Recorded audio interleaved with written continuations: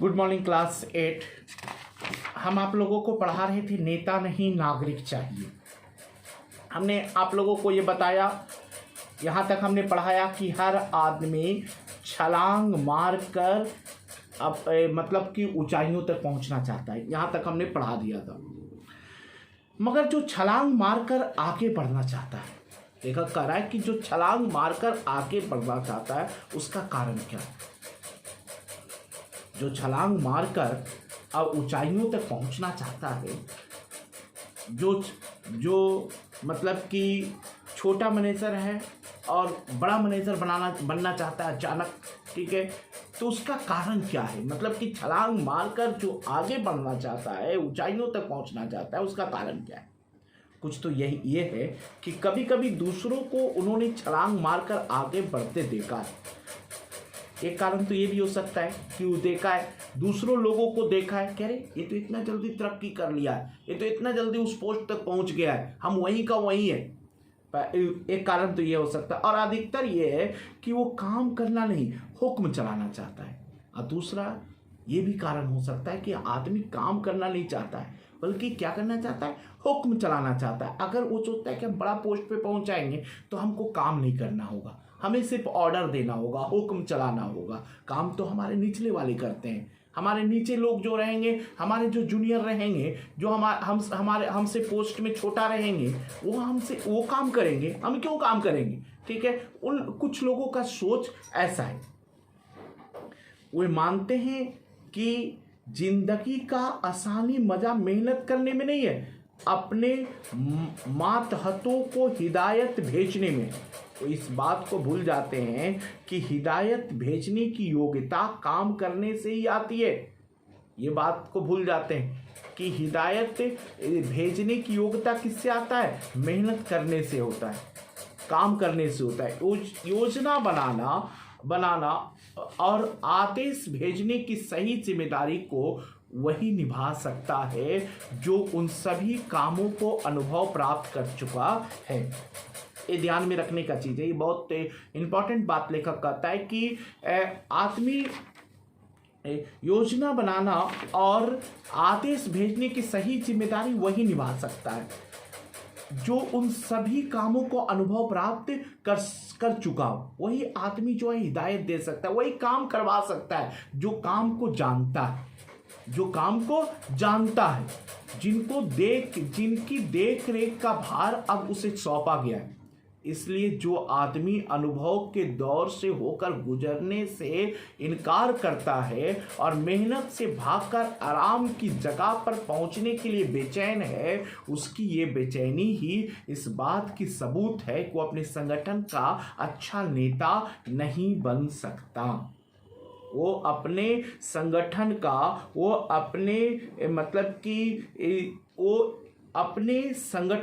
अपने संगठन का एक अच्छा नेता बन ही नहीं सकता, अपने दल का एक अच्छा नेता बन ही नहीं सकता जो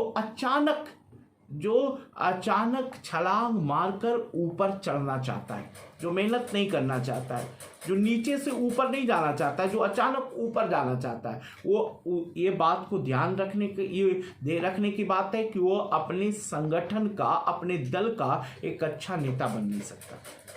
नेता का पद आराम की जगह है, इससे बढ़कर दूसरा भ्रम भी नहीं हो सकता है। अब ये देखिए, इन लोगों का ये भ्रम पैदा हो गया है कि नेता बन जाएंगे तो क्या होगा, आराम ही आराम होगा, सिर्फ आराम।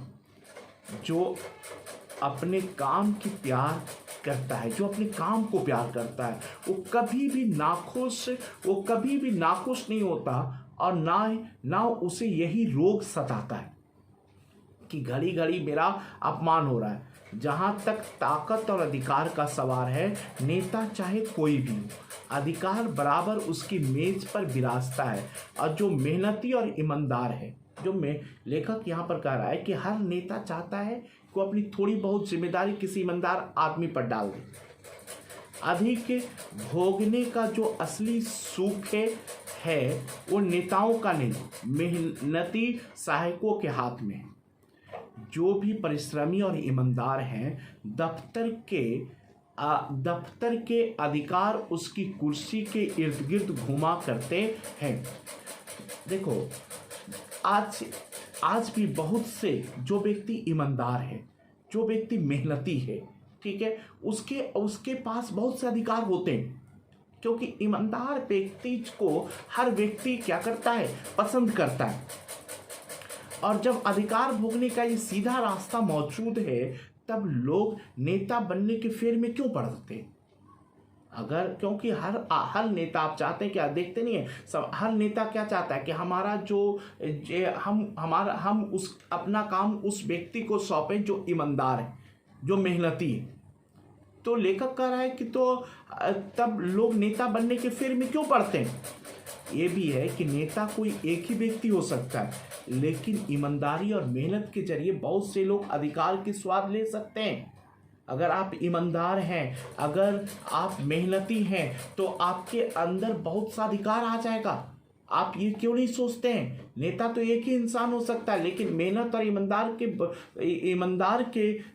ईमानदार लोग, बहुत लोग इसका स्वाद, अधिकार का स्वाद क्या कर सकते हैं, ले सकते हैं। तो हर व्यक्ति को ईमानदार बनना चाहिए और मेहनती बनना चाहिए।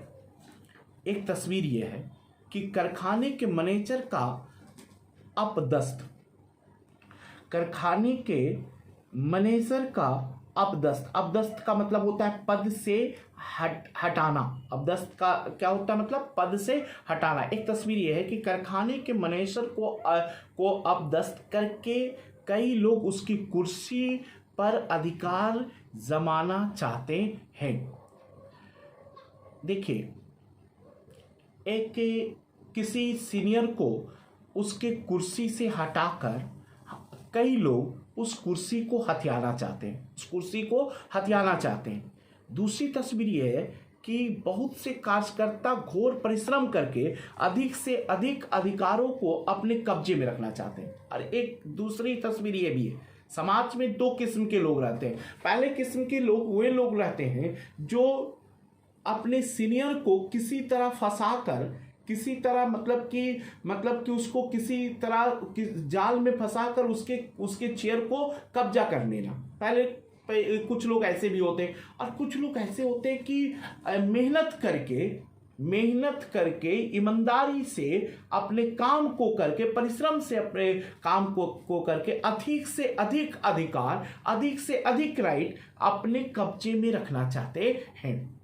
पहली तस्वीर तो छल और छद्म का है। पहली तस्वीर क्या है? छल का है, मतलब कि छल से, इस कपट से, धोखा से, साजिश का बोलबाला है पहली तस्वीर। और दूसरी तस्वीर में जिसमें हर आदमी सच्चाई और परिश्रम के बल पर आदर और अधिकार पाना चाहता है। कुछ लोग इस तरह के लोग होते हैं, कुछ लोग इस तरह के लोग होते हैं। सारा संसार के नेतृत्व की अभिलाषा का शिकार हो रहा है। जो व्यापार में है वो मुनाफाखोरी और चोरबाजारी करके धन में सबसे आगे निकल जाना चाहता है। जो नौकरी में है वो अपने ऊपर वाले अफसर को ढकेल कर आगे आने में बेचैन है। और जो सामाजिक या राजनीतिक क्षेत्र में काम कर रहे हैं वो भी ऊपर के नेताओं को हटाकर खुद उसकी जगह ले लेना चाहता है। हर आदमी किसी तरह भी आगे बढ़ने का होड़ में है। सारा समाज नेतृत्व की अभिलाषा का शिकार हो रहा है। लेखक यहाँ पर कह रहा है कि सारा समाज जो है मतलब कि इस तरह की अभिलाषा की किसी तरह हमको आगे बढ़ना है। भाषण, गर्जन, तिकड़म और छद्म, झूठे वादे और धोखों की कसमों से सारा सार्वजनिक जीवन कुल्हार से पूर्ण है। आप देखते हो, आप समाज में तो देख रहे हैं ना, मतलब कि हर व्यक्ति छल से, कपट से, धोखा से आगे बढ़ने का होड़ में, आगे बढ़ने का मतलब कि सिर्फ आगे बढ़ना है, किसी तरह भी हमको आगे बढ़ना है, चाहे हमको कितना भी गलत काम क्यों ना करना पड़े, लेकिन हमको आगे ही बढ़ना है। अपनी रेखा की बड़ी करने के बदले दूसरे की रेखा को छोटी बनाने की कुत्सित भाव के भी नेतृत्व की आकांक्षा से जन्म लेता है। और अगर आए दिन विद्वानों, चिंतकों और नेताओं से हम ये सुनते ही रहते हैं कि समाज बहुत ही कुरूप हो गया है। जो गलत भी कर रहा है और ये समाज को भी मतलब कि बुरा भला कर रहा है। बहुत से लोग ऐसे हैं, मतलब कि हम आए दिन सुनते हैं ना, एक नेता के भाषणों में सुनते हैं, विद्वानों के भाषणों में सुनते हैं, लेखक के बातों में सुनते हैं, मतलब कि विद्वान लोग बोलते हैं कि समाज क्या हो गया, बिल्कुल क्रूप हो गया है। मगर दुनिया क्यों क्रूप है? क्या कभी किसी ने सोचा है उसे सुंदर बनाने की सही तरीका क्या है? प्रतिद्वंदिता का भावना मनुष्य के संभव में दाखिल है, क्योंकि हमारी जीवधारी प्रवृत्ति से निकलती है। लेकिन पशुओं के समान मनुष्य में केवल जीने की प्रवृत्ति नहीं होती है। हम इंसान हैं, हम मनुष्य हैं। हमारे अंदर पशुओं की स्वभाव नहीं होनी चाहिए। छीना झपटी का स्वभाव तो पशुओं के पास होता है। छल कपट धोखा, ये तो नेचर जो है, ये पशुओं का नेचर है, ये पशुओं का प्रवृत्ति है, ये पशुओं का स्वभाव है। हम तो इंसान हैं, हम तो मनुष्य हैं, हमें तो पशुओं की स्वभाव नहीं आना चाहिए हमारे अंदर। लेखक कह रहा है, क्योंकि हमारी जीवधारी प्रवृत्ति से क्या कहता है यहाँ पर लेखक? कहता है कि प्रतिद्वंदिता की भावना मनुष्य के स्वभाव में दाखिल है, क्योंकि हमारी जीवधारी प्रवृत्ति से निकलती है। लेकिन पशुओं के समान मनुष्य में केवल जीने की ही प्रवृत्ति नहीं होती, दिमाग का मालिक होने के कारण वो सोच भी सकता है। ईश्वर ने, देखिए, मनुष्य और पशु में अंतर क्या है? मनुष्य और पशु में एक अंतर है कि ईश्वर ने, अल्लाह ने मनुष्य को दिमाग दिया है, सोचने और समझने की ताकत दी है, जो पशुओं के पास नहीं है, जो जानवरों के पास नहीं है।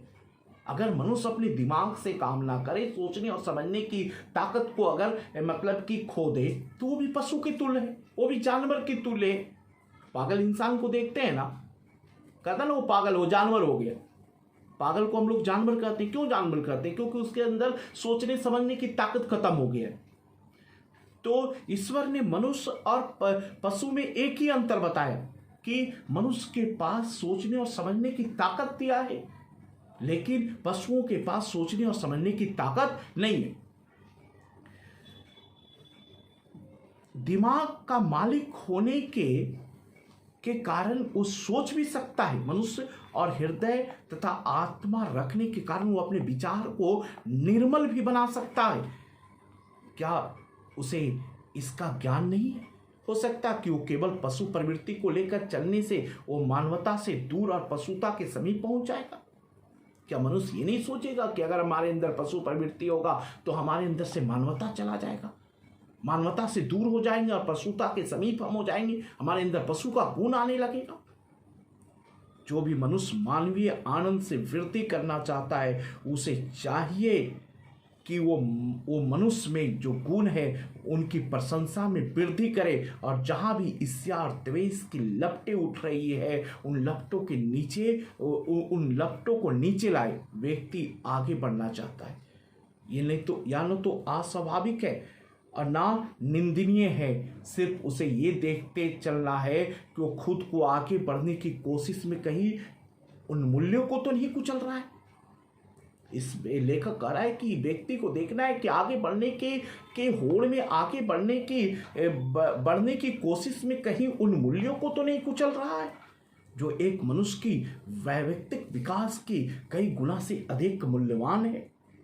ये मनुष्य को देखना है। और यहाँ पर लेखक यहाँ पर कहना चाहता है कि समाज की असली सुधार उसमें रहने वाले व्यक्ति के सुधार है। रामधारी सिंह दिनकर का देखिए कि क्या कहना चाहता है कि समाज की असली सुधार उसमें रहने वाले व्यक्ति की सुधार है। व्यक्तियों को ही बुरे या भले होने से हम समाज को बुरा या भला कहते हैं। मुख्य बात ये नहीं है कि हम दूसरे को सुधारने को उपदेश दें, बल्कि ये है कि सुधार की जो भी बातें हमारे मन में उठती हो, पहले हम उन्हें अपने चरित्र और स्वभाव पर लागू करें। सुधार पहले अपने आप में सुधरें, तब हम दूसरे को सुधारें। पहले खुद सुधारने की कोशिश करें, तब हम दूसरों को सुधारें।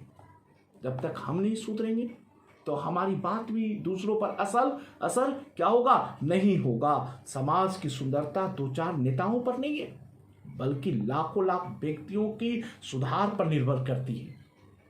हर आदमी की जिम्मेदारी, एक आदमी अपने देश का नाम, एक नागरिक, एक देश का नागरिक अपने देश का नाम क्या कर सकता है, डुबो भी सकता है, और अपने देश का नाम जो है वो अपने देश के सम्मान को क्या कर सकता है, बढ़ा सकता है।